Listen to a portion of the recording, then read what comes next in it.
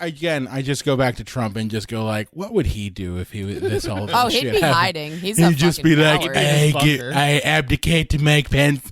I'm going to talk to the aliens. We're going to sort this whole thing out. Oh no, he'd be hiding. Invite him to Mar-a-Lago. Coward as shit, for sure.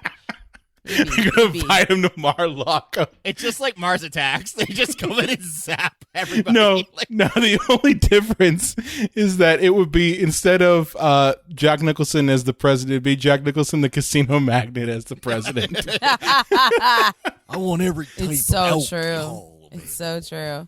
It's like, I'm gonna I'm going to invite you to Mar-a-Lago. Now listen, you want to blow up our cities. Why don't we do 18 holes and we talk about it afterwards? Oh, goody, goody, here it comes. Welcome to the Cinema Psycho Show. You are interested in the unknown, the mysterious, the unexplainable. That is why you are here. Oh, my God, don't stop now! With your hosts, Brian, John, and Elaine. Welcome to the Cinema Psycho Show, the madhouse for film freaks and film fans of all types. I'm your host, Brian Carnton, joined by my fellow co-hosts and filmmakers, John and Elaine Woolscroft. Happy ID4 Day, everybody. I was waiting for the there we ID4. Because, you know, acronyms, that's how you sell to kids. This That's how sexy, you do it. this sexy jingoistic holiday that is the 4th of July. I would say, dear listeners, if you are braving it out to go see friends or loved ones, please Don't do it. For the love of God, keep distance, wear your masks, be outdoors. Yep. You know, Or play maybe it just- safe on this 4th of July. Or maybe just like have a hot dog at home. I don't know. Yeah, I mean, Hot dog and a beer at home, maybe a firecracker in the backyard. At this point, can you just stay home? Can we all just protect Halloween? Please? yeah, seriously. Save Halloween. Li- Save Halloween. You know, this time of the year, I think it's good to get out. Don't get me wrong. I think you have to get out. You have to go to parks and go to things like that. Mm-hmm. But just be smart about it. The coronavirus is still out there. It is Rona. still the Rona. The Rona Rona does is not still there. It's discriminate. not gone away. You know, it doesn't take a holiday because you've decided that, hey, I've been in long enough. I need to get out. Just wear a mask. Yeah. You know, Just pretend it's an alien invasion. Like, nobody in Independence Day, the movie, was like, I'm just over the aliens being here. I'm just going to Right? pretend they're not here anymore. Like, I remember remember last month I was reading a headline that said, "Are Americans done with the coronavirus?" And I was like, what? And then thankfully the headline was like, well, the coronavirus isn't done with us. I read an article that said Americans are in fuck it mode. And like, I get it. Like, it's a grind and it's been awful, but like, it's not going to get any better if we don't like still hang in there. I just I this time, and combine this with the George Floyd protests. Mm-hmm. I've been cutting people loose left and right on social media. Like, honestly, I've just like had it and done with people. Just, like, getting it. But when it comes to the coronavirus, you literally have one job, and the one job is follow the rules that health officials are saying, and that's it. Just follow the directions. Okay, it's almost like infantile. You just follow the directions and you'll be fine. And you know what? Yeah, there's always going to be a possibility that you can get it still, and that's fine. But just follow the damn rules. And yeah, it requires sacrifice. And I know that our generation and the generation prior to us, and honestly the baby boomers too, have never had to sacrifice shit for anything. That's the truth of the matter. I know that we're talking about Independence Day, and we're going to get to that. But I think, Yeah, happy 4th of July. but but my point is just that, and just to kind of close this out, is in World War II, you had an entire generation that had to sacrifice to defeat an enemy that was out to kill them, and that's not really much different than what we have now. The coronavirus doesn't care who you voted for. The coronavirus doesn't care what religion you are. It doesn't care what the color of your skin is. It wants to kill. That's what it does. It has one purpose, is to replicate and kill. And that's an enemy that you have to sacrifice for. So if you have to wear a fucking mask to go to a giant eagle, or if you have to wear a mask to be around people, that is nothing compared to the sacrifice that, we had to do in World War II. Again, to defeat an enemy that wanted to kill us. So don't be stupid. If you're going to go out for 4th of July, absolutely go out to the parks. But maybe don't go to the giant gathering of people. Maybe use your backyard grill. Yeah, don't go to a fucking water park. Seriously. Just be smart, But enough with that serious stuff. Let's get into some funny shit. Yeah, let's get into a goofy, dumb movie. It's not a dumb movie, okay? Yes, Shut up. Hey, I watch it every year, and I giggle at it every year because it's Roland Emmerich at his absurdist level. Yeah. So we're on episode 183, by the way. It's probably his best movie, which isn't saying much because the other ones are like Stargate and Godzilla and shit like that. Hey, Stargate is awesome, okay? I am a fan of Stargate and SG-1, okay? I showed my nerd pride there. Was it 2012? He made that one, right? The Day After Tomorrow. The Day After Tomorrow might be his greatest Quaid movie. the Quaid. Yeah. So, setting the stage here, 1996 rolls around, and up until this point, the disaster film really wasn't profitable at all. It wasn't even a genre. Well, it was still a genre because back in the 70s, you had movies like The Towering Inferno and The Poseidon Adventure, Airplane being mocking those. It really wasn't big business back then. Okay. It comes in waves. Yeah, it does come in waves. And 1996 rolls around, and this little movie that about aliens, basically blowing shit up, major cities up, takes the whole world by storm. I remember when this film came out, and I was about 11 years old at the time, and I saw it in theaters, and I thought it was amazing. But I just remember everyone was obsessed with this film. Right. This movie should have been called Kablooey, the movie. Yes, that is exactly what it is. Building go boom. Yeah, it's weird because I don't think since Batman 89 has there been a hyped summer movie like this. And because weirdly, I don't think when people think back on Jurassic Park, even though it came out in June and it was at the time when it finished its original run, was the highest grossing movie up to that point. I don't understand, or people don't think of it, rather, that it was, this big time summer movie the way Batman 89 was or Jaws was.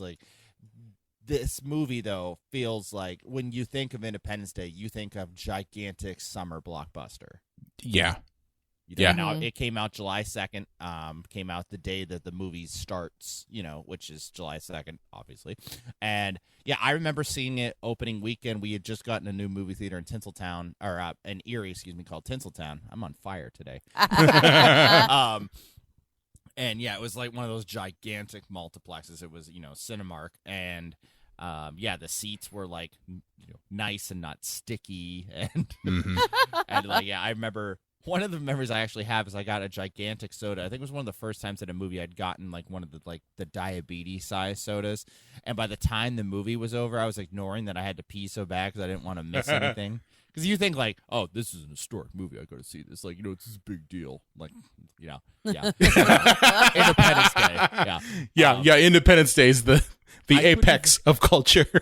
When it was over, I couldn't stand up completely straight because my bladder was so full. Oh my God, that's the one. Yeah. So that's a memory I have of Independence Day, having to piss my brains out. That's so funny. But yeah, Leigh, did you see this in theaters? I did. I remember seeing it in theaters and just remembering, the summertime and the super cold air conditioning of a movie theater in summertime. You guys remember that? I don't know. Yeah, it's something that I have a really strong memory of. I always get this and Godzilla confused. Well, both Roland Emmerich movies. I know. Yeah. Like the one with Matthew Broderick, I mean. And because I remember I went on vacation to Arizona with my family and saw Godzilla in the theater then. But I definitely saw this in the theater, but not in Arizona. And I really, I don't know, I didn't have like a strong opinion, and I didn't have a full bladder, John. I'm sorry.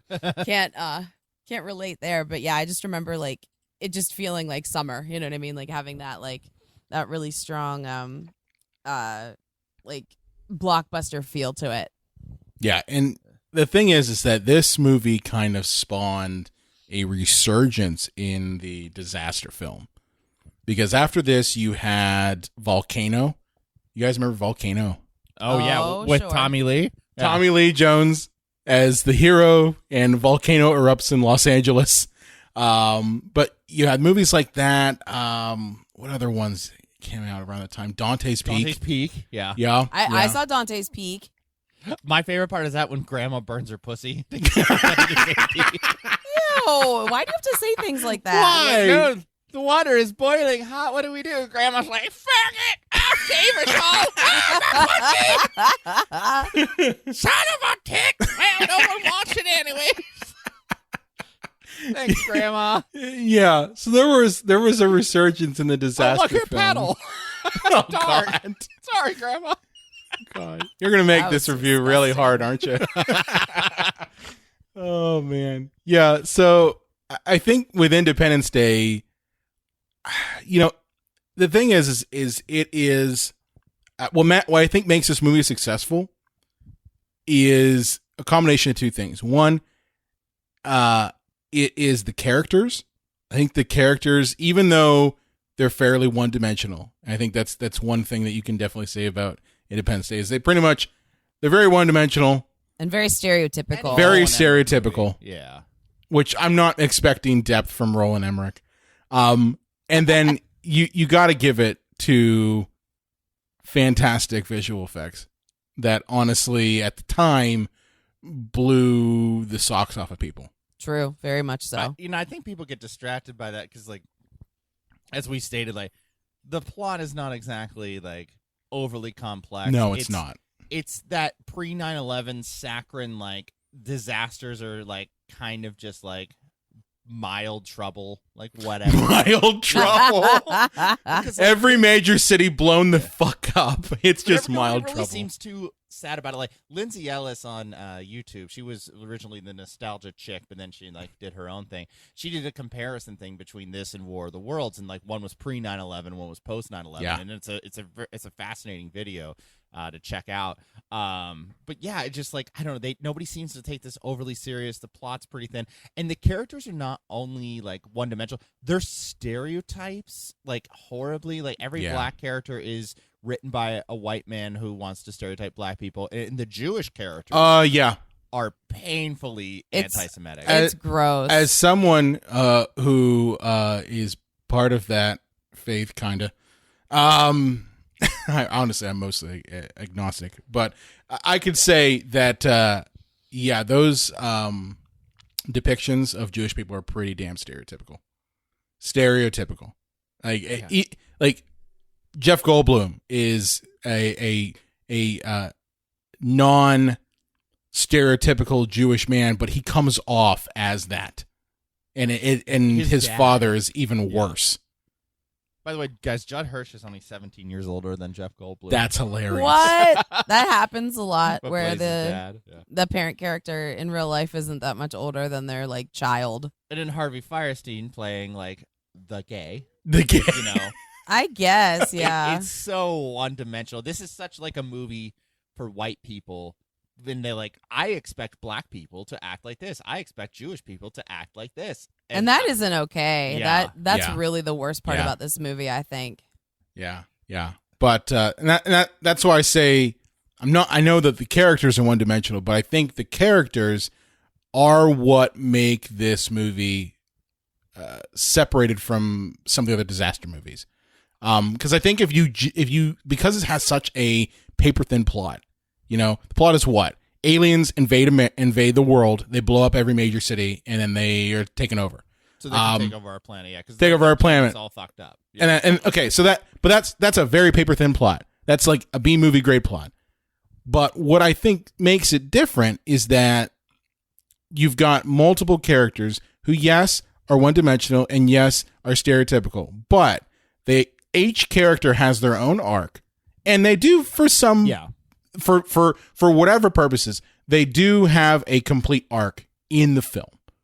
Is it the most, deep arc? No, it isn't.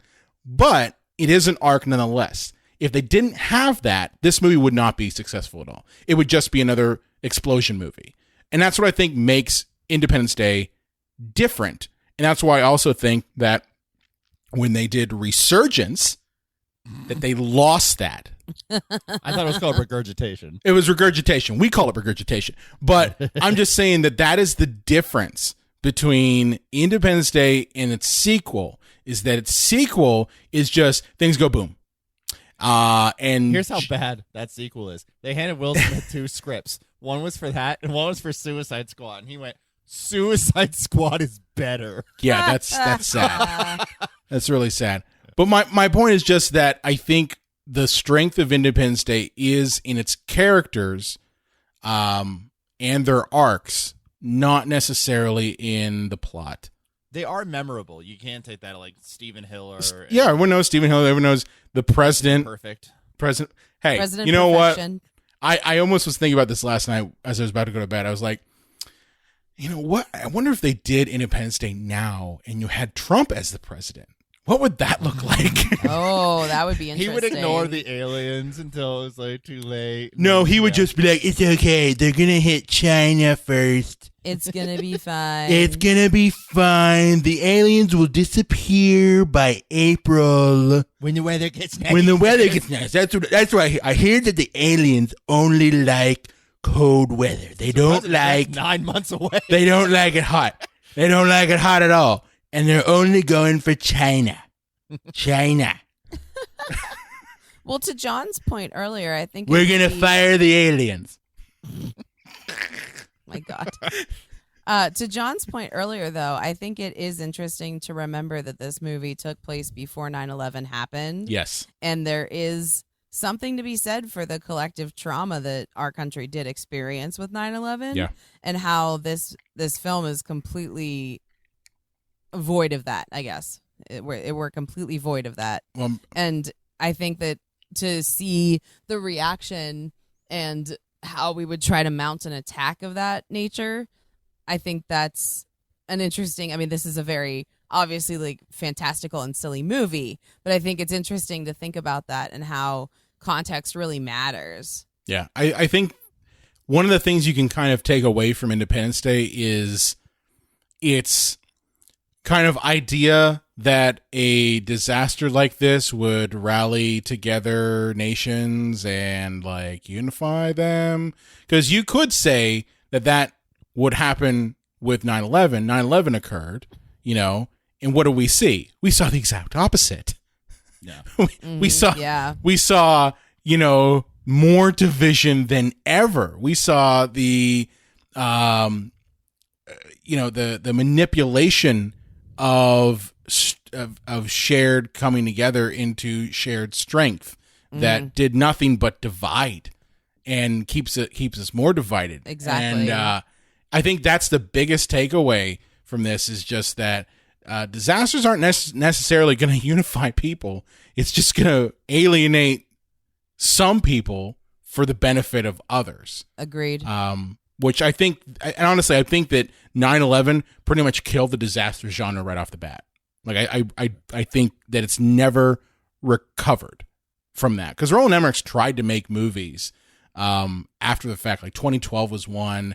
Day After Tomorrow, I think that came out after 9/11 as well. But they never really do well, and I think part of it is because of the fact that we did have a real tragedy, a real kind of disaster that happened. Well, there's comfort in fantasy, and when the fantasy becomes reality, then there's nothing comforting about that. Yeah. So would it be? Obviously, there's a lot that goes into this movie. Mm-hmm. So would it be? Probably would just be better to kind of break down our characters Sure. and their involvement in this movie. So Yeah, and I think like for anybody who isn't familiar with the film, it's one of those movies where we see a lot of different characters throughout the film, and then we see how they come together at the end. Is that fair, guys? Yeah. Yeah. Yeah. That's fair. Yeah, it's Roland Emmerich trying to be the guy who created Nashville. Sorry, I'm drawing a blank on his name right now. Oh, you're fine. But yeah, so we got Will Smith, who played Captain Stephen Hiller, who's Not the loser. the Fresh Prince of of Los Angeles, I guess. The Fresh Prince of Los Angeles.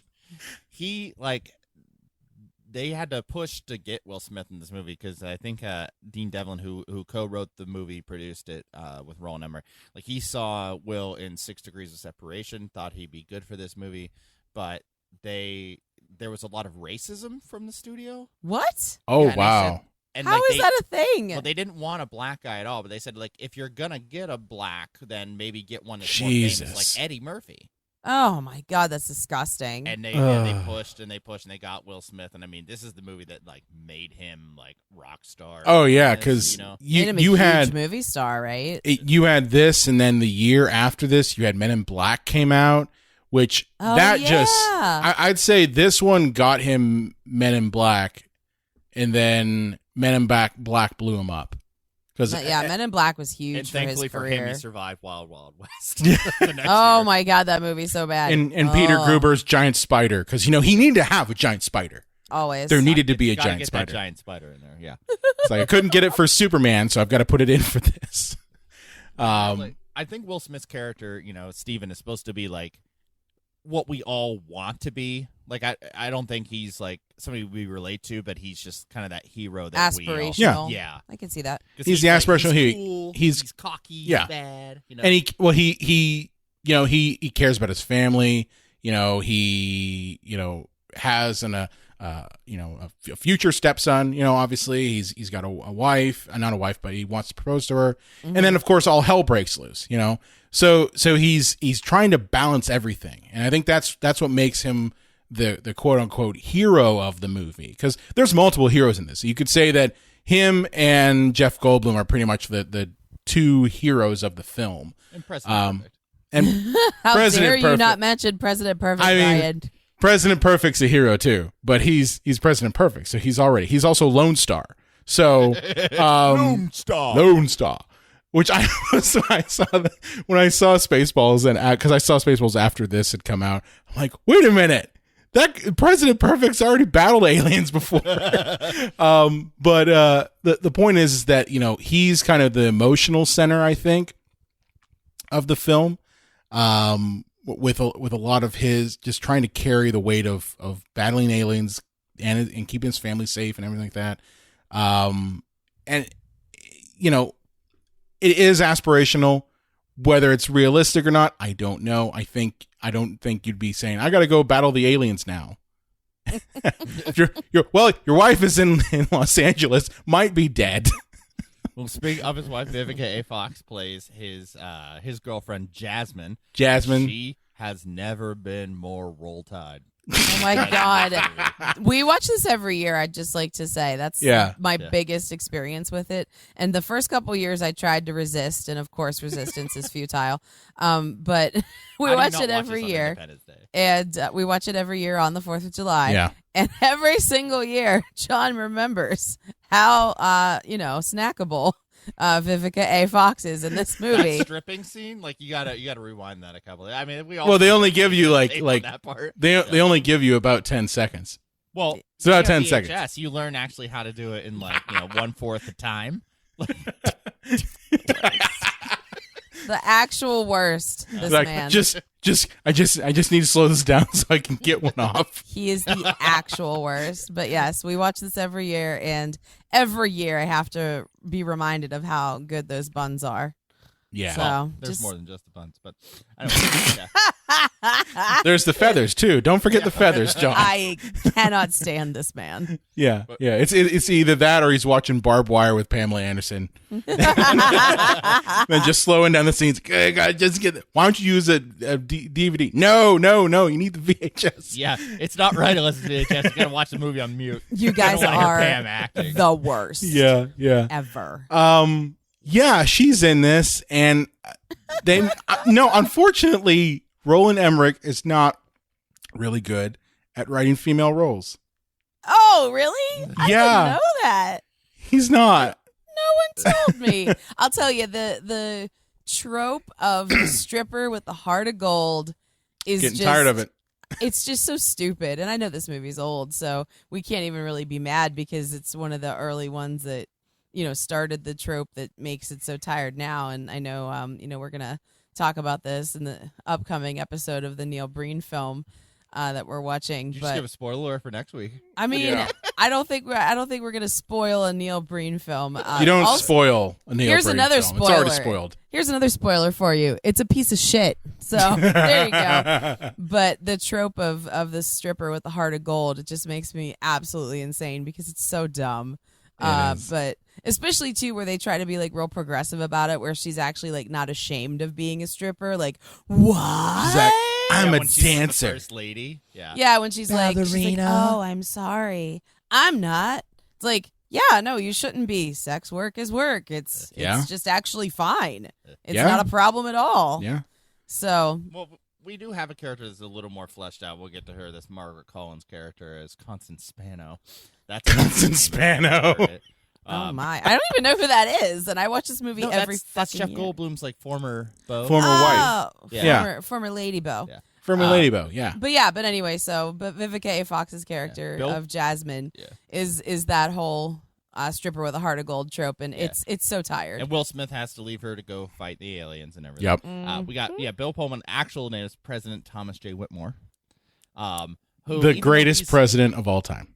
Even though he's like a war hero at the beginning of the movie, they're like, is he weak? Is he like soft? They thought they were getting like a warrior, but they got like a sheep. You hear this as like background TV exposition. And then like obviously his arc in the movie is that he first off does everything correctly. And then he goes and fights the aliens himself, which I don't think the president is allowed to do. Yeah, I don't think he would be allowed to do Although that at all. I think in the time of an alien invasion, like everything's off. Yeah, I was gonna say like if you have your entire structure of your society, which let's be honest here, that's what Independence Day is about in this movie, is the aliens basically destroy society. So yeah, they're using our satellites against us in order to Mm-hmm. to do a COVID or controlled attack of all the major cities Yes. around the world to kind of dismantle us all in one go. So I think at that point the president can do whatever the fuck he wants at that point. I guess, but I don't know. I feel like there would be other powers at hand that would be Is there forcing him into an Congress though? underground- Is I there don't know. Congress? I guess Is they'd the all be Congress there? hiding. I don't think Probably they'd be hiding in there. a bunker somewhere. Probably. I just go back to Trump and just go like, what would he do if he was this whole Oh, shit he'd be happened? hiding. He's a He'd just fucking be like, coward. I abdicate to Mike Pence. I'm going to talk to the aliens. We're going to sort this whole thing out. Oh no, he'd be hiding. Invite him to He's a piece of Mar-a-Lago. coward shit, for sure. You're going to invite him to Mar-a-Lago. It's just like Mars Attacks. They just come in and zap everybody. No, Like, no. The only difference is that it would be, instead of Jack Nicholson as the president, it'd be Jack Nicholson, the casino magnate, as the president. I want every type It's so of true. alcohol. It's so true. It's like, I'm gonna invite you to Mar-a-Lago. Now listen, you want to blow up our cities. Why don't we do 18 holes and we talk about it afterwards? No, man, Trump would be punching babies out of the way to get into Yes. Yeah. bunker. the bunker would. and like hide. Oh yeah. And then tweet. Yeah. There's no Twitter anymore. The satellites are used by the aliens. he would He'd just still write be hitting notes on send, his just not phone. knowing they're not going through. Yeah, he'd Yeah. write notes on his phone, just assuming everybody could read them. We got all right, guys. We got Jeff Goldblum as David Levinson, who is The smartest world's man in the world. smartest cable man. Yeah, because He really is a cable man too. He like It's he was rad. an MIT graduate, but he never like lived up to his potential. Yeah, he works for Xfinity, right? I mean, it wasn't Xfinity back then, but yeah, it was. I'm joking. Yeah, but seriously, like he is. That's literally it. He's a cable man. Well, they set it up too that he's this crusader for the earth. You know, he bikes to work and he's worried about taking care of the universe and the world and whatnot. He's always looking for a way to save the world, and then I know he does. Can we just have my favorite call out of the whole movie, which is the Frutopia vending machine? Oh yeah, that tells you it's 1996 right there. Every single year, John and I are like, Frutopia, when we see the vending machine. I know I've mentioned this, and I think I've even mentioned it on the show, but in Brookline, in Pittsburgh, there is a Frutopia machine. The thing is, it's not obviously Frutopia. No, there's no but Fruitopia they just, in there's regular soda in it, but they never wanted to replace the actual machine. It's so it's like, lame. it's full of like Pepsi and like 7-Up, but it's a Frutopia on the outside. Yeah, because I think Pepsi owned Fruitopia before maybe, it all went to hell. But I'm so sad. I wanted Fruitopia to still be a thing. Oh, Frutopia Jeff was good. I Goldblum liked it. is the It king was of the good. trailer line, though, guys. Like when it's like, what happens when all the satellites get together? And then the pause. Checkmate. Checkmate. Yeah, man. Time's up. The bloom. The bloom. He's I'm gonna pretty give it good a in this. No, but he's like, I'm gonna give a virus, a computer virus. He's like weird daddy snackable in this. There's something snackable about the bloom. I mean, a lot of people think he's dead. You're- A lot of people you're are thirsty weird. for the bloom, yeah. Thanks, you're weird. Let's talk about Vivica's ass some more, you fucking perv. I mean, we could do a whole episode on that. Yeah. You guys are so pervy and weird. Oh, she's great. You could rest your drink on it. Set your watch to it. Like Kim Kardashian style, do you want to put like a flute of champagne on her butt? I'll know when it's daylight savings time by her ass. You know? What? I don't even know what that means, you creeper. Oh my god. Anyway. We clearly can't leave John to his own devices, Brian. By the way, No, we Vivica, can't. this is what you get for ignoring my emails. Oh, you yeah, son John. of a bitch. No, seriously, John tried to get her on the show and he emailed her and she didn't email back. And I have a feeling now she won't. I mean, she did. She was a star in Cool Cat Saves the Kids, and that might I know. be why. That's why John thought maybe she'd write him Maybe back. she. Yeah. But all right, we got Mary McDonald, who's First Lady Wallpaper. First Oh, Lady Oh, Marilyn that's Whitmore. so Oh, come on. mean. Or she's just corpse walking. Yeah, what in this is memorable about her? She's like on the phone at the beginning of the movie, and then she just lies there dying. In the She end of the is sort second of act. like Classy Lamp, not Yeah. Sexy Lamp, but like Classy. She's classy lamp, and her whole arc is saying liar to her husband. Because that's the whole thing. Is it like, he's having a bad? He's like, I'm just having a great day, liar. And then he tells her, oh, you're doing fine, liar. Brian, that dramatic reenactment was so pleasing. I Yeah. really enjoyed that. Yeah, liar, dead. Like I hope my applause. Yeah, I heard the golf clap. there was a golf clap there. It was a Oh good well, one. It was thank a good you, one. thank you, folks. I'll be performing at the Sizzler down on Wabash Avenue on July 5th, 4th, 5th, 6th, and 7th. So you can come in. But yeah, she really doesn't serve any purpose other than to just die. Well, also to That's prove it. the president has a case of the not gays. That's fair. Yeah. That's You know. fair. He has to be married. Don't worry, he's got a lady. He's got the not gays. Well, listen, Yeah. they made There's a only one movie- gay guy in this movie. He's a stereotype, and then he dies in a fire. And they already made a movie about the president dating, so and that Yeah. stars a different actor. So Michael, I got throat cancer from eating too much pussy, Douglas. wow, you're on fire today, John. There is just no He said stopping it. you. But there's no stopping you There's from no stopping talking. you. There's no stopping you. We got, Relentless. What do we got next? we got Judd Hirsch, who plays Joseph Goebbels' wet fantasy. Oh my God, John! I'm not sure you can say half this shit. my god! What the F is wrong with you, dude? Oh no, I'm sorry. It says Julius Levinson, David's father, who I feel so bad for Judd Hirsch because like that like you have to direct people, right? So like Roland Emerich came up and went, "Can you do it more Jewish. Can you know?" It's like, what? Louder? Stronger? Wow. Wow. I would also just like to proclaim my love for Judd Hirsch. It's very platonic. Oh, he's awesome. No, Judd Hirsch is an He awesome kicks actor. Ass. He's He is so an good. awesome actor. He is the bomb.com. And that's what hurts about this is like you see the guy who was in Other People, and he ends up being a stereotype. It's very sad. Like, that is what hurts the most. I know. And he's very cool. I don't. Very good guy. He didn't have to be a stereotypical Jewish person.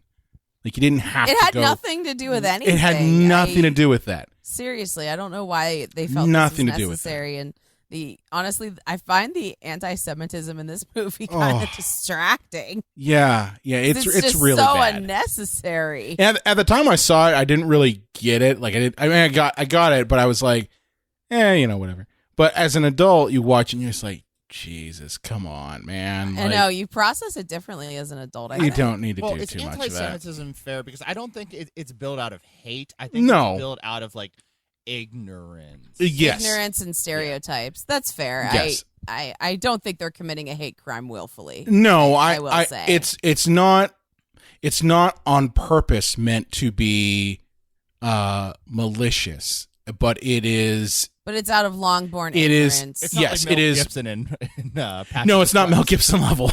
Yeah. No, but this is. I would say this is just malicious out of ignorance, not malicious from a perspective of, oh yeah, that's exactly how Jewish people act.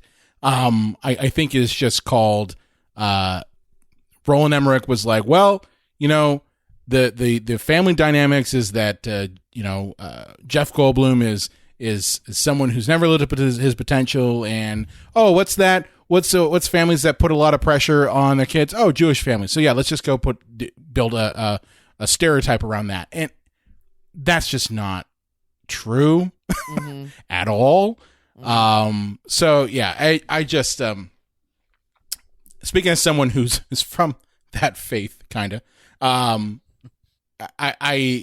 find it distracting, if more than anything. Agreed. I do think it's very distracting. We have Robert Loggia as Robert General Loggia. Gray. Yeah. Oh yeah. Yeah, Mr. President, I want to know what you're doing. But he's so Robert Loggia in this is great, but actually kind of understated. A funny story about him in this movie. To get him kind of like a better understanding of his character, they suggested that he see. They wanted to tell him to see airport, but they accidentally said airplane. Oh no! And he saw the movie, and apparently for 2 days he locked himself in his trailer because he thought that he was tricked into coming into a spoof movie. Oh no! And they had to be like, no, dude, no, we said the wrong movie. Please come out. You're a real character. Oh, John, that's hysterical. You tricked me, you motherfucker. Oh Like, no! No, he was like, you That's fuckers. the funniest shit I've ever heard. I got tricked doing innocent blood. I'm not doing it again. Oh, John, that's the funniest shit I've ever heard. Did you find that story online or something? You ever play an Italian gangster vampire? Because I did. Oh, good God, that is hysterically funny. Wow, that makes me real happy. Wow. Can Yeah, you I mean, imagine? His character's okay, but No, he I'm doesn't. sorry. We need to take a minute with that. Can you imagine being the poor fucking PA that has to go to Yeah, I his trailer can. and try to get him to go out? Come out. Mr. Emmerich, Mr. Loggia won't come to the set because he said that he thinks it's a fake movie. Mr. Loggia, they need you on the set. Please don't make me go back to Mr. Emmerich. He yells at me. Guys, I mean, that is gold. John, that's the best story I've heard in a long time. That's really funny. I didn't go to USC for 4 years for this. Oh, my God. That's so... Yeah. I'm sorry. That just pleases me so much. All right. So- I'm sorry. We can move on now, but that... The I next just needed to one enjoy is, that. I think, probably if Will Smith, Jeff Goldblum, and Bill Pullman are the heroes of the film, I would say that this next character is the heart and soul The man of who the steals film. the show. In this Man who steals the show. Oh, I know what you guys And are that gonna is say. Randy Quaid as Randy Russell Quaid Case, sir. as Russell Case. Now, Playing himself, basically. playing himself. Well, this, to be He's fair, an this is eccentric alcoholic. well, this is himself now. This isn't himself Yeah. back in 1996. Fair. Oh man, I love Randy Quaid. God, I hope he Gets his figures shit it together. out. Yeah. Gets his shit together. Quits making conspiracy videos and butt fucking his girlfriend and filming it. What? Oh, you didn't know that? Oh, Yeah. I could have still not known that. Yeah, he did. Oh. He did. I guess it was years ago. He did some crazy video where I think his girlfriend wore a mask, and he like guys. had sex with her, and then filmed it and put it on Twitter or This or is a deleted YouTube. scene from Independence Day. And then he said the government's trying to get him, so he Guys. Celebrity like killers. is a squatter too. So yeah, I really hope he gets his shit together and gets the help he needs. But in this film, he's the soul of the film. Like honestly, and that's an Emmerich thing right there. There is always a Quaid at its heart and soul. Always in a every Quaid. Emmerich film. He loves him some Quaids. He does. This one, Randy gets to shine, and he plays Russell Case, the former pilot who's gone kind of crazy and thinks and says to the town people that, oh yeah, I was abducted by aliens and now they're coming for me. See, okay, the beginning of the movie when like people are teasing him because like obviously the aliens aren't here yet, and like he's just the town crazy drunk who says he got abducted by aliens because like he's got a screw loose or two. We're gonna tease him about it, blah blah blah. But then the aliens actually come, and later in the movie when he's like, I would just like to say that I was abducted by aliens many years ago, and this is a story I've been saying for years, and everybody kind of looks at him like, what a dumbass! Like you're about to go Like- fight aliens. Like they're here. He's The telling aliens the have truth. arrived. I think he might be right. Like yeah. This seems legit now. Might be correct. Maybe. I mean, This does maybe seem 2 days legit ago, now. you could have called him a crazy asshole, but I think now he's just right. That ship has sailed. You can no longer call him crazy. I'd like to say, sir, that I was abducted by aliens 10 years ago, and I've been looking for some payback. So just know you can always count on me. That's nearly line for line. Nearly line for line. It is. It really is. Nicely done, sir. Thank you. Again, I'll be at the Sizzler July 4th, 5th, and 6th. We have Margaret Cullen as Constance Spano. Yeah. Is the most fully formed lady in the movie? Yeah. I think, but that's not given much because all she's really there to do is kind of remind the audience that she never liked the fact that David Levinson has never lived up to his potential, and that's why she divorced him. Yeah. I guess. That's about I it. guess is true. I mean, Yes. I don't know if that's a reason to divorce. I don't think that's somebody. really a reason. I mean, like if LeBron James wanted to become an accountant with all that basketball skill, like I don't think it's anybody's choice other than LeBron's. Like it would be a shame if he didn't play basketball. Right. Plus, But I if he mean, wanted- But if he was pretty good with numbers Well, and he liked that more, like well, who am I to judge? who's to say that that David isn't making money doing cable repair? Maybe that's what he wants to do. Maybe. Yeah. Okay. Pursue Yeah. one's bliss, you know? Yeah. Maybe he really likes working for Verizon. Don't yuck someone's yum. And hey, you know what? Working in the kind of world that you usually do with MIT, there's no Frutopia machines there. No, there are, That's true. and that was honestly the kicker there. It wasn't the stock options or the healthcare benefits. It was the fact that there was a fucking Frutopia machine there. And if just how to hit it right, you can get a free Frutopia, Yeah. you know? Fuck yeah. And that Frutopia will be around forever. That and the fact that Never gonna change. that particular machine was controlled by satellites, and David, being an MIT expert, knew how to use his little hacking satellite tracker thing and get free Frutopia out of that machine. Guys, I think this is a conspiracy. It is a conspiracy. All right, we got James Reborn here as the biggest piece of sniveling shit ever. Albert, did they ever say Nimzitsky? Nimzitsky. He's the Secretary of Nimzitsky. Defense. Yeah, and a piece of crap. So he's basically the Jared Kushner and what's his face, the anti-Semitic one, the asshole, Stephen Miller. There you I was go. gonna say you're gonna have to narrow it down. I was gonna say he's like if you took Stephen Miller and you combined him with Jared Kushner, that's who you'd get. You get this guy.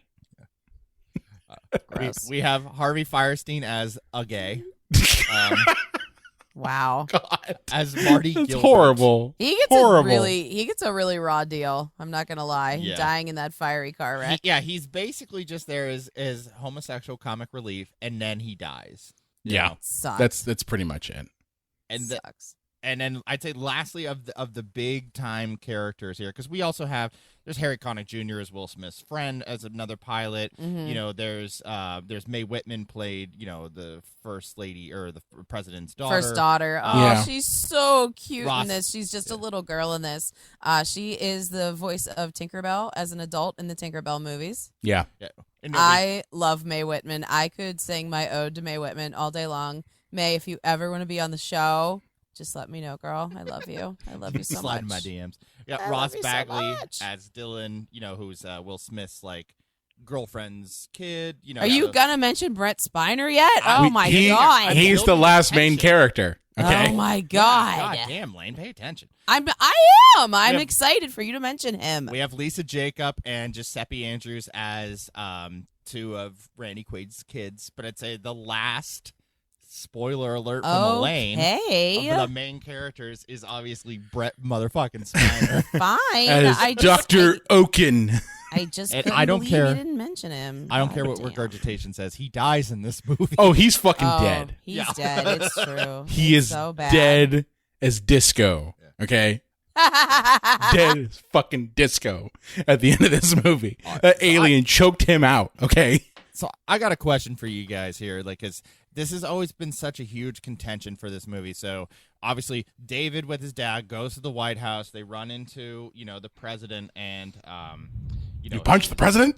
yeah, and what is her official title? She's a communications director. Yeah. Yeah. Constance Spano, and they all get on Air Force One. They get out of there, and they're trying to figure out what to do next. And they go to Area 51, and this has been such a hotbed of contention with people. And they say, it ruins the movie. It's so stupid.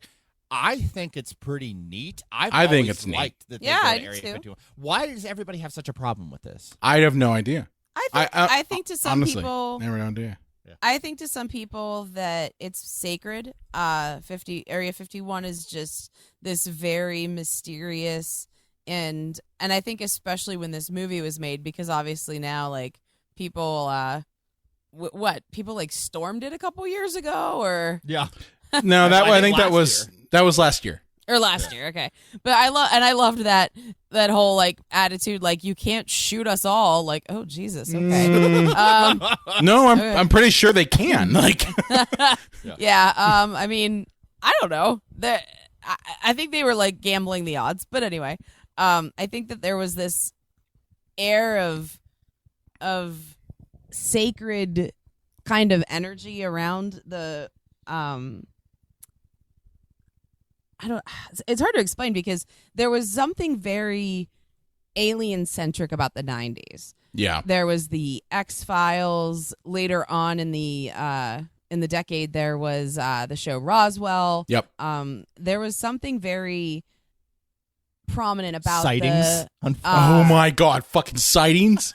You guys are such fucking nerds. Love sightings. There was something prominent too about the symbol of the alien. Yeah. That was I think of that. I think of the smiley face. I think of the peace sign, and I think of the alien face when I think of the 90s. Those were very common symbols, and I think to some people, the idea of just waltzing right into Area 51 and unlocking those secrets, I think that maybe resonated incorrectly with people, because there's something sacred about the idea of Area 51. See, it just made sense to me. I thought it was fine. It didn't made bother me either. complete sense to me that this is supposed to be a movie that is grounded somewhat in reality. I think okay? it's the only part of the movie that's actually interesting.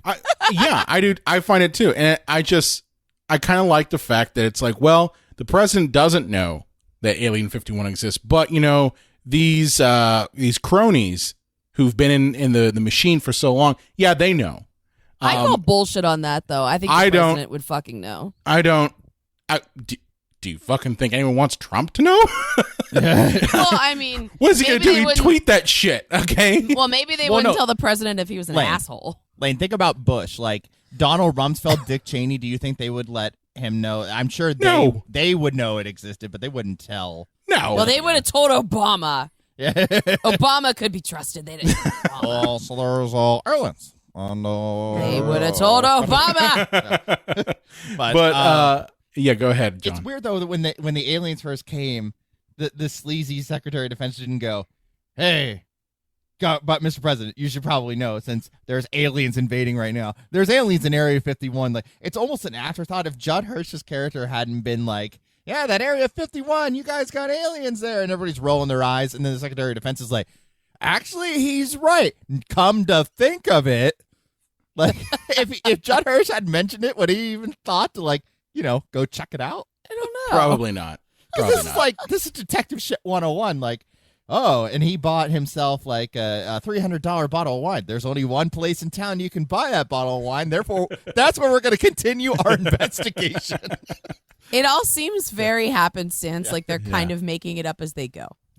But we get to Area 51, and that's when we meet Dr. Oken, who is amazing. That's He shines in this. Let's be real. He does shine in this. And you know that Brent Spiner was just like, you know what? I played a fucking android for years. Didn't get to do any emotion at all. Oh, yeah. He makes more expressions in the And first now 2 minutes of his role. He's just like, I'm fucking going off the chain in acting. Which, yeah, I mean, good for him for having that opportunity. And, You can tell he's having fun. I think yeah. you can always tell when an actor's having fun, and he's definitely having fun in this role. And it's so strange to see him look so different than the one character he's so famous for, you know? Mm-hmm. Mm-hmm. And I will say this, all these characters are memorable. You remember this character. That's why I said this movie is known for its characters. It's not the plot. I never remember characters' names in movies, but I do remember most of the characters' names in this movie. But I've always known him as Brett Spiner. Like, I never knew his character's name. Oh, that's I don't funny. think they say his name in the movie. Yeah, they do. They call him Dr. Oken. Okay. Well, too, John, it helps when we watch this movie every year. Yeah, that helps memorizing names. Yeah. We watch it once a year. Yeah. But he dies in the most miraculous way possible. He's opening up an alien, and we find that inside these aliens, there's another alien inside because they're basically biomechanical suits to make them look scary. Worst Russian doll ever. I do think this is a really nice touch that they're actually these very fragile, tiny, pathetic little shits. And they, like little dick syndrome, and they put themselves in these giant... They're basically Krang from Teenage Mutant Ninja Turtles. Yeah, I mean, like they have their Amazing. giant sumo baby muscular suit that they use, just like Krang. Only theirs looks like a combination of H.R. Geiger met the Area 51 alien. You know? I had one of the toys of this, by the way. Me too. I had the alien. Oh, yeah. And the toy, it had a thing in the back where you'd press the little thing together and it would pop open and you'd have little alien baby shit inside of it. It was actually pretty cool. But but of course, like, it has to be so razor thin, like, Yeah. you know, they're just like tiny little pathetic evil fuckers, and like, you know, and President Perfect's like, could we just live in peace? And like, no, eat our dick, we're gonna kill all of you, and we'll never stop. No, boo boo, stick your head in my doo doo. And they're like, all right, well, now we can just justify Nuking them. We don't want to think at all in this movie. No, thinking there's no thinking Thinking allowed is in for Independence Day. stupids. Yeah, but the whole plan is basically the aliens come to our planet. They want our natural resources like locusts, and then they go to the next one. And the end of this is really bullshitty. Like I can't believe that an alien civilization like this would be duped by basically malware. It wraps up really hard. I kind of like that though, because like it's a takeoff on War of the Worlds. Yeah, right? it's the pseudo pseudo intellectualism. Yeah, they didn't take our viruses into account. And David, the only reason, you know, he doesn't know alien technology, but because they're using our satellites, he can give them a computer virus. Which, right. Remember, this is 96, so computers are new and scary, you know, and you can do anything with them. And so he uses, you know, because they try to use our technology against us, he uses our technology against them and gives them a virus. So it's like a takeoff on War of the Worlds. I think that's actually kind of neat. Yeah, I mean, the problem I have is Stephen Hiller, who's like, whoa, you telling us we got to fly one of them spaceships up there? Well, I guess it's over. And Stephen Hiller's like, nah, man. I saw got one this. of them fly. I got this shit in by the ass. It's like, it's an alien spaceship in a language you don't speak and controls you don't understand from another planet. And he's like, nah, I got it. And he does. And it's so fucking stupid, it hurts my butt. Well, what's even stupider about it is the fact that apparently Jeff Goldblum, I'll give him credit. Okay, the man's a cable repairman, and he's an MIT expert. So, yeah, he knows about satellites and shit. When did he become an expert in all the mechanics of that spaceship? You know, there is a deleted scene that I will give them a little bit of credit for, but they ended up taking it out of the movie. There's a deleted scene where Jeff Goldblum's sitting in the the cockpit of it. Yeah. And one guy's like, oh man, this is so bizarre. And he's like, actually, it's not that different from our ships. To kind of explain how Will Smith can just kind of like get in there and figure out where the ignition is. Well, and we have the director's cut. Yeah. You jealous? But my point is, like, it's the same sort of thing. Like, they jump ahead to, oh yeah, Stephen Hiller knows how to pilot this shit because he saw some maneuvers. And it's not how that works. That's not. When you're in the Air Force, you get trained on a type of fucking shit. Yeah. Your plane. You can't just fly every plane. Well, I saw some maneuvers, so I'm a master of how that thing flies. I know all the things after seeing it once. And how the fuck you don't know what the internals of that thing is. Maybe they're using their mind to control it, asshole. You don't know. They're using psychic powers for everything else. What makes you think there's joysticks? Their wieners in there. Yeah, you don't know. Some wiener docking. Maybe that each one of their tentacles has to go into a hole to be able to pilot this shit. No one knows. Yeah. But you can't say I know how to pilot it because I saw some maneuvers. The same as you can't say, "Oh yeah, I know how to mechanically work the spaceship because I don't know. I'm a cable repairman." It would be amazing if Stephen Hiller's like, "I can fly the ship," and Goldblum's like, the way you fly it is one control goes into your butt, the other goes into your mouth, and then you have to jerk off these two controls on the side." He goes, never mind. No, I'm good. Mr. President, you want to do this one? See you later. Yeah. So that basically our heroes kind of separate off. Jeff Goldblum and Will Smith, they're going to pilot the ship into the mothership to upload the virus. And once they upload the virus, it's going to basically it's going to fuck them up the whole damn system because the virus will disable the shields and give President Perfect and his ragtag gang of F-16 pilots, who aren't really F-16 pilots, they're just basically anyone who's left, including Randy Quaid, the ability to blow the shits up. Yeah. And they're going to do it all at the same time.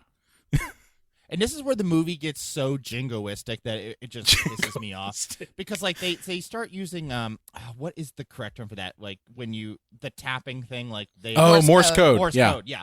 Because that's the only way to really communicate since like the aliens have our satellites against us. And the one scene in like I think it's in England when they're like, what is it? It's a message from the Americans. Well, it's about bloody time. Do they have a plan? Bloody time. And of course, like, because this movie's made by Roland Emerich in America, like, of course the rest of the world is just sitting with their thumb up their ass waiting for the awesome United States Which to come is not save true us at all. The rest of the world thinks we're fuckity morons. Yeah. I was going to say, like, they would have been like, well, why the fuck didn't they get in touch with us earlier? And then what I like to call the Return of the Jedi ending, where it's like you got people in like, like Ooga Booga stand, with like pitchforks and masks. Like, oh my God, what is going on here? This is so offensive. And then like they got like a mariachi band in Mexico. And, John, I'm not sure it was more offensive than you calling it Ooga Booga stand. I'm making a point that like that really is pretty bad. Yeah, okay. I don't think it's okay. Okay. Okay. Yeah, and then like all the Italians are just like, the French people are like, and they got like, cigarettes and striped shirts and berets.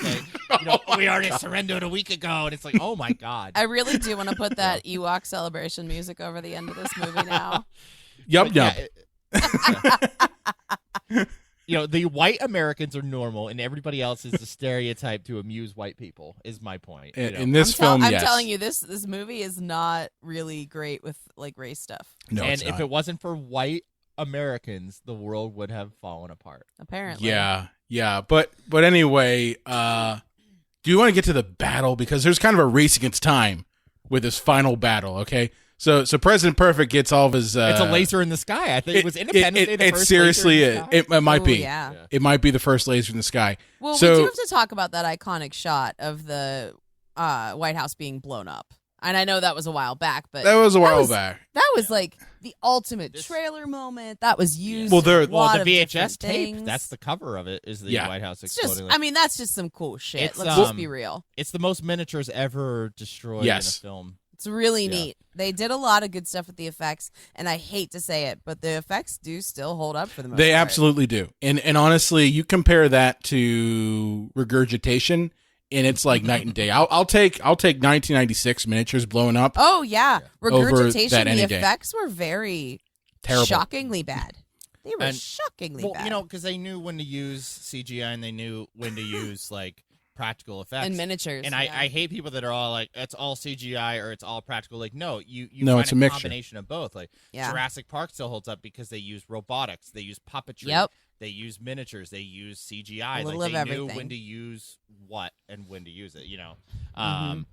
But yeah, no, Lane, you're right. We haven't really discussed, like, the special effects all that much. But, Brian, to your point, like, yeah, they have to stop the giant laser in the sky before it kills us all. Because the aliens know what's going on. They know the plan is to attack them. So they're going to go to Area 51 and blow up Area 51. And it's basically New Hope, right? Yeah. it's well, and basically they're going to no blow up all the different cities, right? Isn't Yeah. that their Right. other goal? They're going to blow up the other cities, but the aliens kind of caught wind on their plan. So their one ship is going to Area 51 to blow it up. And thankfully, somebody uses the Force and shoots at Ah. yeah. President Whitmore is up there and he's fighting. And he's about yeah, because he was a pilot when he gets did his the service. final shot. I'm a pilot, Will. It's up to him. Yeah, I'm a pilot, Will. So, after the Below greatest the speech air. in the history of movies, by the way. It is the greatest speech. Yeah. I don't give a shit if this movie is terrible in parts, and it is. John, Yeah. how many times have you recorded this and sent it to your best friend's voicemail? Oh yeah, when I know his phone is off, yeah, I'll send this like in a voicemail like 10 times in a row. But John's chaotic evil. so guys, apparently the ending of this speech originally was, you know, we will not go quietly into the night, and then there's cheering. But the whole time they were going to call the movie ID4 because they were worried about calling the movie Independence Day. They didn't think legally they could get away with it. Okay. Yeah. So what they did is Bill Pullman, I think, actually said, like, guys, what if I improvise something here? And they okay. And he said, today we celebrate our Independence Day. And they showed that to the studio, and they said, okay, now you got to call it Independence Day. Yeah, I mean- Oh, that's amazing. I mean, I can't imagine that speech ending any other way. I just can't. It's pretty good. Because remember, Independence Day will now be a global holiday because America saved all those stupid small countries. All those other countries that wouldn't have known what to do without the great U.S. of A. You know, all those Yeah. hockey skaters in Canada and all them pasta eaters in Italy. They would have been lost without our greatness. All those dum-dums in Poland. Oh, my God. But yeah, so, you know, we got the president is our last hope, and he shoots his missile, and it's close. It's not a hit. We've lost all hope. It did not even bump off the surface. Yeah. So, but wait a minute. Who do we have here? Well, look out. It's Randy Quaid. You know, we all I forgot told you I about wouldn't let you down. In the original cut of this movie, too, he wasn't even a part of the mission. Of course he But wasn't. He strapped a missile somehow to his, like, crop duster. And they rewrote it at the last minute that he would be part of the actual mission. And, yeah, it won't launch. So he ends up, like, basically coming up their butthole. Did you guys notice that? Like, they did stuff to his butt, and then he goes up their butt. Yes. There's a lot of butts in this. Yeah. I did not notice the butt stuff, John. lot- but Yeah, There's a he lot of gets butt his stuff in butt this. revenge. He goes right up their butthole, their ship butthole. Hashtag butt. And, yeah, and he saves the day. And I always was pissed about this because, like, everyone's cheering and stuff, and his kids are fucking like emotionally shattered, and like Yeah, well, their Robert dad Loggia, just died. No, what Robert Loggia goes over to him and goes, "Your dad was a cool dude, man," and just like walks. You away. didn't even know my dad, asshole. And then, Like, you're just glad we didn't lose. and because this movie has to like be like empty, like positive, the kid goes, "Yeah, I know. Yeah, but that's yeah. cool." My And then- dad's cool. and that's he's it. no longer sad. Yeah, that's it. Yeah, he's no longer sad. Everybody's happy again. He's now. an orphan, but he's like cool with it. When I first saw this, I actually thought for a minute, I'm like, oh, okay, so they're like, tell all the other nations how to bring these assholes down. I'm like, so are they just going to sacrifice one asshole to the aliens? And that's how they're bringing the ships down? Yeah, Like, I thought that for a minute. Like, one thing, we're like, what, 23rd in education and like number 1 in like infant mortality and we're the pretty death penalty. But the one thing we are the best at is military spending. Oh, yeah. And I think we have the largest military in the world, hands down, no questions asked, by a long Best way. funded, How, oh, yeah. How is Africa going to like bring the aliens down? How is Yeah. how is France? Like, they Well, don't have an army. here's worth the of thing. shit. Fortunately, we're also, on top of being the greatest military power, we're also the biggest arms dealers out there. So we've sold them a lot of our own weapons. So they got the stuff, they just might be being used to, like, I don't know, gas their own people and, commit coups and things like that. So they've got the hardware. Brian, I'm sure after they bring the aliens down, they're going to return all. It's like Walmart, this could be like Walmart. It's only half used, It's like when I worked at Party City back in the day, and we had someone who, got a margarita mixer because it was a Jimmy Buffett concert and brought it back the weekend after, still used. Same sort of concept. We blew up about half of our missiles. We had one that we had to use, but we're giving you all the shells back, Meanwhile, like, how did World War III not break out with all of these countries now have nuclear weapons and fighter jets and missiles? But are you guys implying that we, like, war profiteered off of this, like... Oh, yeah, that's how he got reelected. Yes, that is exactly what I'm saying. That's how that he is funded exactly what I'm his saying. re-election campaign. Wow. Oh, dude, and you know that President Whitmore would be like, hey, we don't know if there could be another alien invasion, so I think I should just be president, from now on, for a FDR while. style. And then what might have happened is he decided, hey, I'm going to gain 50 pounds, and I think I might start using a tanning bed. And oh my God, he's Trump. This is how America slowly turns into a dictatorship. It's all Independence Day. Yeah. The horrible story we didn't get from this, You So you American. die hero, or you live long enough to see yourself become Trump. So American. Yeah. So Randy Quaid's dead. They blow up. But the only thing that happened is up in the mothership. After they uploaded the virus, the aliens are like, "Fuck you. We see you." Because what ended up happening is the little fighter had to dock. So once it docked, it couldn't undock, and so now there's a race to get out of the mothership. After they must go faster. After Must they go drop faster. a nuke. Yeah. Yeah. And I thought they weren't going to make it out. I thought the door was going to close and they were going to crash and die. Mm-hmm. It's true. It's true. I will say this. Roll credits. Yeah. The end. About Roland Emmerich's ability to hold an audience. When I saw this, opening night, when Will Smith and Jeff Goldblum were walking in slow-mo with the cigars and stuff, and their ladies see him, the theater broke out in applause. Yeah. So he did something right. Well, that's what I'm saying. This He is made you care. I mean, I guess. This is a crowd-pleasing film.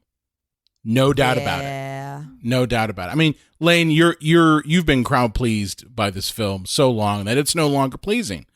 So I'm not sure if pleased is the word. I think I'm just immune to it now. yeah, well now it's just annoying.